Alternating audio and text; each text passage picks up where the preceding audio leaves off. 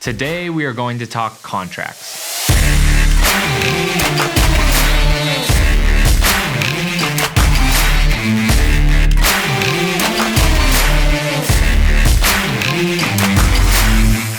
For the first couple years that I was in business, I only used contracts for a handful of projects, but as time has gone on, I have done more and more to protect myself, my work, and make sure everyone is on the same page for the scope of work. Unfortunately, I have had a few instances in the last couple years that have been hard to deal with.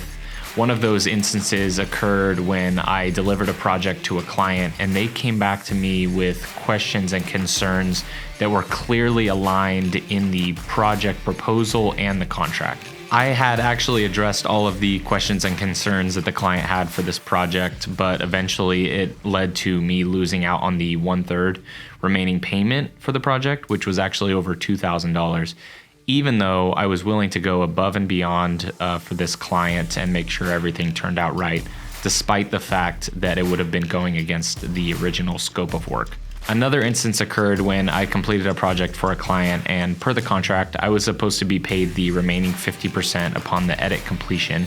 However, the client continued to ignore my emails, text messages, phone calls, and I was not paid that remaining 50% until over a month past the due date. My goal and hope moving forward is not only to continue using these contracts and keep them in place, but to communicate more effectively with my clients and make sure that I look out for any red flags before I start working with new clients. I feel that with technology nowadays, it makes it very easy for people to completely disregard reading contracts in their entirety or even at all. They can just go in, click a few buttons, and move on to their next task in the day.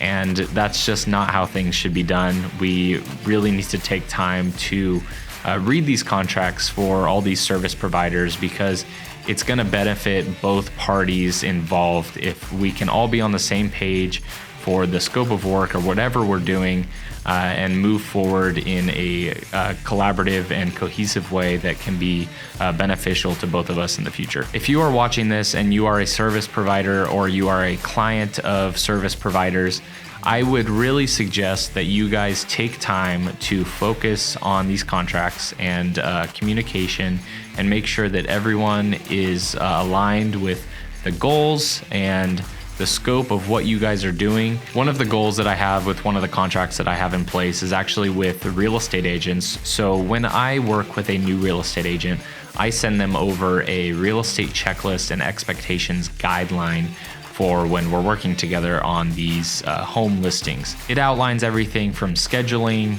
cancellations, any fees applied, preparing your home, media delivery, payments, all of it. And I feel that only about 50% of my agents actually follow what's on there.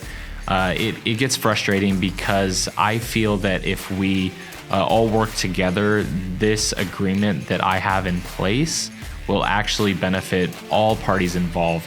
Myself, the agent, the homeowner, everything will just work better if these agents follow what I have.